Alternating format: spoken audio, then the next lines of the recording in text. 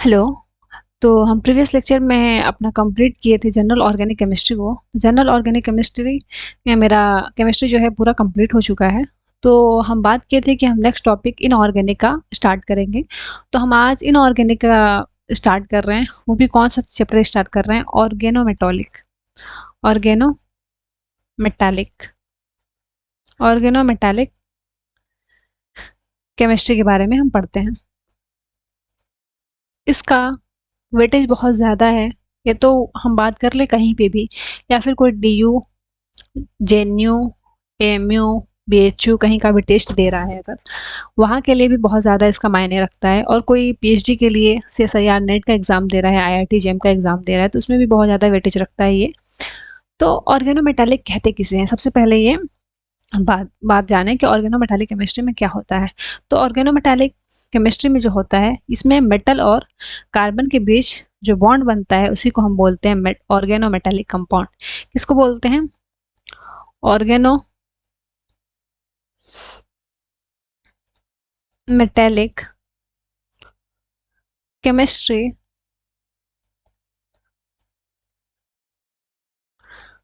एक second. Chemistry is metal carbon bond. Metal carbon bond, जहां भी मेटल और कार्बन के बीच बॉन्ड बनता है उसी को हम बोलते हैं metallic compound. Okay, organometallic chemistry.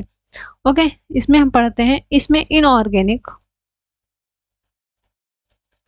Plus organic दोनों होता है, इसीलिए इसमें इनऑर्गेनिक और ऑर्गेनिक दोनों का कॉन्सेप्ट लगता है। ओके, तो ये तो हुआ हमारा कि किसको क्या नाम है। ये तो हमको पता चला कि हम बोलते हैं किसको, कि ऑर्गेनोमेटालिक कंपाउंड किसे कहते हैं।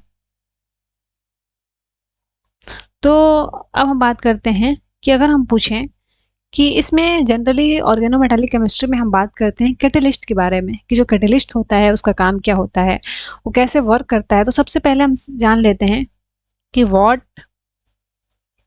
कैटेलिस्ट डू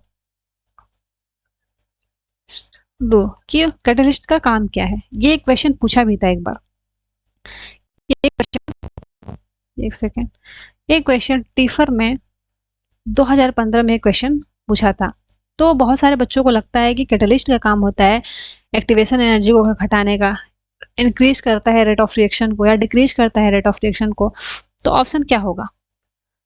ये 4 ऑप्शन भी दिया था कि पार्टिसिपेशन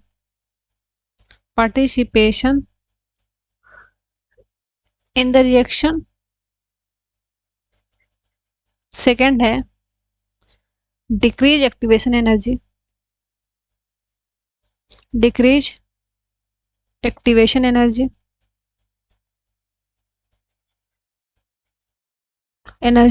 थर्ड है answer increase rate of reaction, increase rate of reaction, fourth है decrease rate of reaction, decrease rate of reaction. क्या काम करता है? तो सबसे पहले मुझे जानना होगा कि इसका काम वर्क क्या होता है, क्या काम करता है ये। तो इसका काम जो होता है, नए डिक्रीज करता है एक्टिवेशन, इसका एक्टिवेशन एनर्जी से कोई लेना देना नहीं होता है। इसका रिएक्शन के रेट पे कोई असर नहीं करता है कि रेट को इंक्रीज कर दे या रेट को डिक्रीज कर दे। ये सिर्फ क्या करता है, पार्टिसिपेट करता है रिएक्शन में। क्या करता है? सिर्फ पार्टिसिपेट करता है। जैसे एक इंसान है, वो यहाँ से ले जाके बस वो रास्ता बताता है कि यहाँ से, अगर मैं बात करूँ कि वाराणसी का रास्ता कहाँ है, कैसे जाना है, रूट क्या है, बस वो बताता है कि यहाँ से इसका रास्ता ये है, यहाँ से जाने में आसानी होगा, इसका रास्ता ये है, ऐसे जाइए, इसका रास्ता ये है। ठीक है, तो ये सिर्फ एक रास्ता बताता है। इसका पार्टिसिपेशन इन रिएक्शन में होता है। ये किसी को बढ़ाव चढ़ाव वाला काम नहीं करता है, या तो इंक्रेज नहीं करता है रेट ऑफ रिएक्शन को, या किसी को मोटिवेट नहीं करता है, या किसी को डीमोटिवेट नहीं करता है। इसका काम ये नहीं होता है। कैटलिस्ट का काम सिर्फ ये होता है कि वो क्या करता है कि पार्टिसिपेट करता है रिएक्शन मैकेनिज्म में।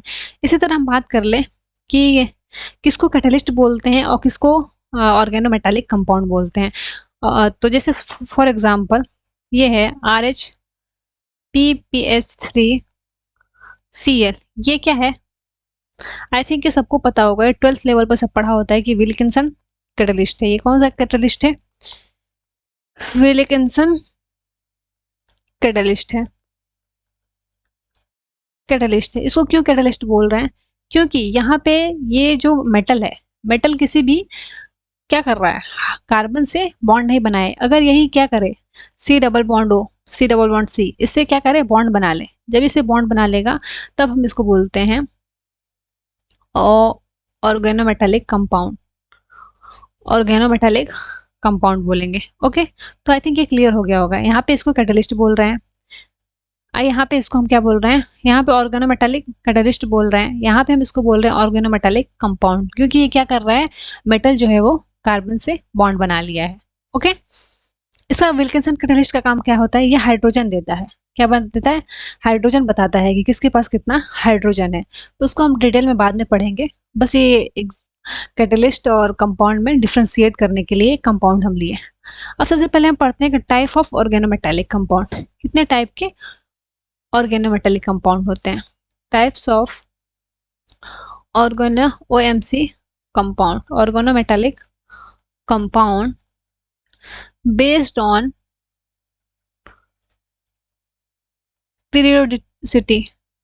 पीरियोडिसिटी, पीरियोडिसिटी के बेस्ड पे कितने टाइप के ऑर्गेनोमेटालिक कंपाउंड हैं, होते हैं। तो इसके बेस पे 4 तरह के होते हैं। एक होता है एस ब्लॉक ऑर्गेनोमेटालिक कंपाउंड, दूसरा होता है P block organometallic compound, third होता है डी ब्लॉक ऑर्गेनोमेटालिक कंपाउंड, चौथा होता है F block organometallic compound. Okay, 4 तरह के होते हैं। हम 1 बाय 1 को देखते हैं। ओके, तो सबसे पहले हम देखते हैं कि S block organo metallic compound. एक सेकेंड,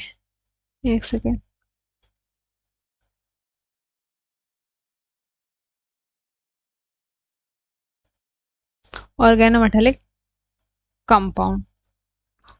ओके,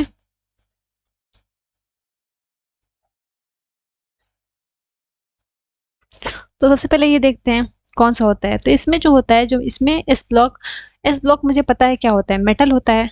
मेटल जब भी होगा वो क्या होगा, एस ब्लॉक में क्या होता है, मेटल होता है। तो मेटल क्या होता है, हाईली इलेक्ट्रोपॉजिटिव होता है। क्या होता है, हाईली इलेक्ट्रोपॉजिटिव होता है। तो ये जब हाईली इलेक्ट्रोपॉजिटिव होगा इसका मेटल, तो जब भी हम इससे कार्बन को अटैच करेंगे तो कार्बन क्या हो जाएगा, हाईली इलेक्ट्रोनेगेटिव हो जाएगा। कार्बन क्या हो जाएगा, नेगेटिव हो जाएगा। ओके, तो यहाँ पे जो मेटल कार्बन बॉन्ड बनता है, यहाँ पे जो क्या बनता है, मेटल और कार्बन के बीच जो बॉन्ड बनता है वो क्या बनता है, 100% आयनिक बनता है।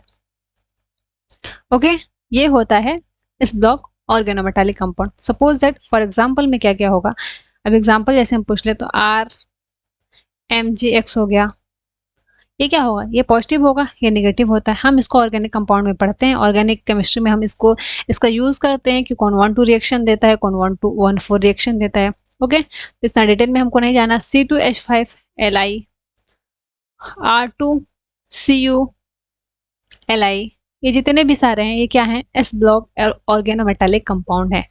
अब हम बात करते हैं। ओके, ये होता है, एक सेकेंड,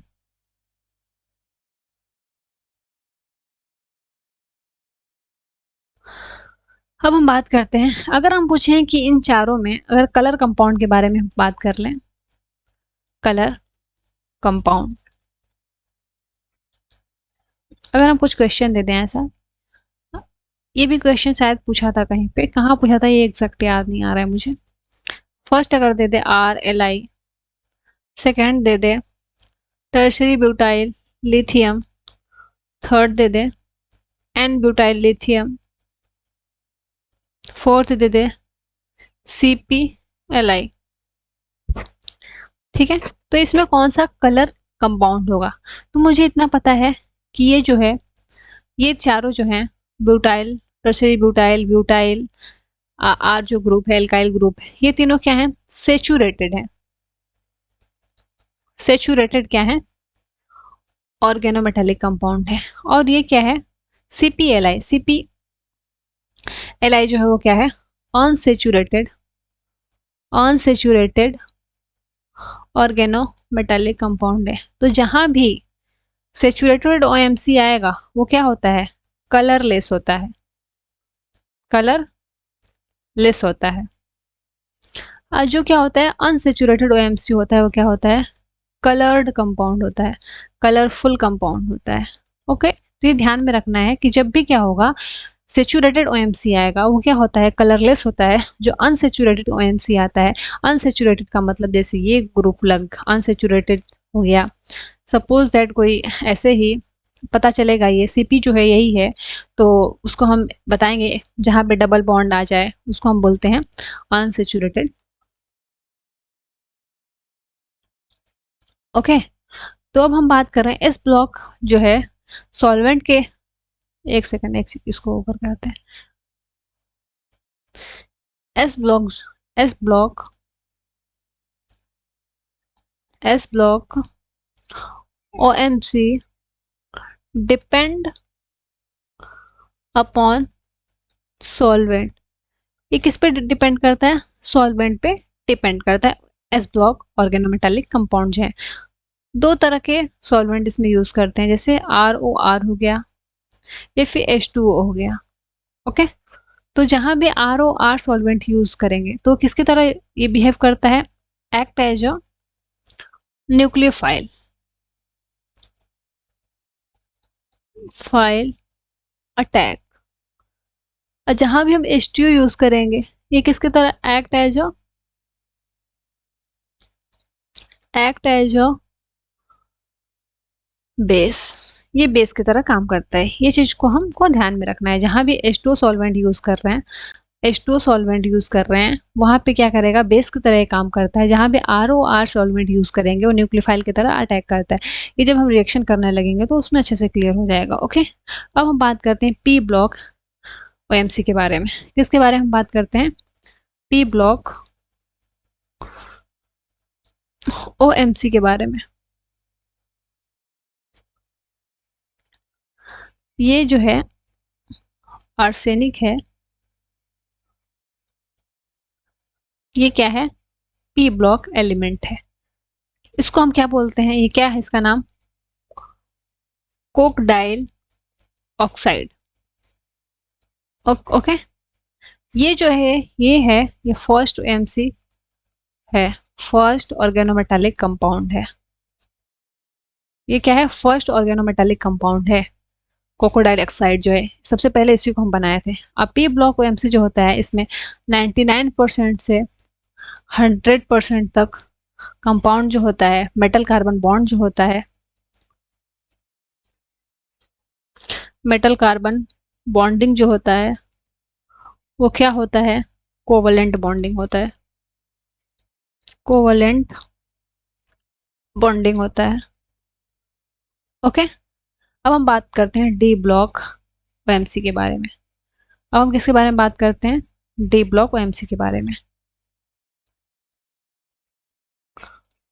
डी ब्लॉक ओएमसी के बारे में कि डी ब्लॉक ओएमसी क्या होता है। तो जो फर्स्ट डी ब्लॉक ओएमसी है, फर्स्ट डी ब्लॉक ओएमसी है वो क्या है? जीजी सॉल्ट है। क्या है? जीजी सॉल्ट है। इसका फॉर्मूला क्या होता है? के PtCl3 eta2 C2H4, ये क्या होता है? इसका फॉर्मूला होता है जीजी सॉल्ट का। ओके, और ND block OMC, ND block metal carbon bond जो होता है, मेटल कार्बन बॉन्डिंग जो होता है, इसमें इसमें जो होता है 90% और 10% में डिवाइड हो जाता है। 90% जो होता है वो कोवेलेंट होता है और 10% जो होता है वो क्या होता है, आयनिक होता है। ओके, एक ओवरव्यू दे रहे हैं। फिर जब जब इसको हम क्या करेंगे, जब हम इसको थ्योरी पढ़ेंगे और सब पे लगाएंगे तो हमको ये बहुत फ़ायदा करेगा। ओके, तो पहले ओवरव्यू देख लेते हैं जनरल ऑर्गेनिक केमिस्ट्री के बारे में, उसके बाद हम इसको डिटेल में पढ़ेंगे। इसमें क्या होता है हमको देखते हैं, एस ब्लॉक हो गया, इसमें वेरिएबल ऑक्सीडेशन स्टेट नहीं मिलते हैं। पी ब्लॉक में भी बहुत कम वेरिएबल ऑक्सीडेशन स्टेट मिलता है, बहुत कम।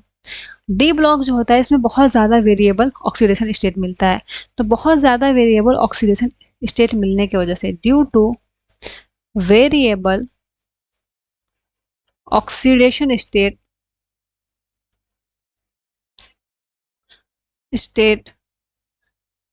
Due two variable oxidation state की वजह से इसमें बहुत ज़्यादा मेनी रिएक्शन मैकेनिज्म, बहुत ज़्यादा रिएक्शन मैकेनिज्म मिलता है। इसीलिए हम इसको ज़्यादा स्टडी करते हैं, इससे ज़्यादा कंपाउंड को बना पाते हैं, हम ज़्यादा कैटलिस्ट बना पाते हैं डी ब्लॉक कंपाउंड से। क्यों? रीज़न यही है क्योंकि इसमें वेरिएबल ऑक्सीडेशन स्टेट पाया जाता है। अब हम बात करते हैं ए ब्लॉक एमसी के बारे में कि ए ब्लॉक ओ एमसी क्या होता है। ओके, तो इन ए ब्लॉक एमसी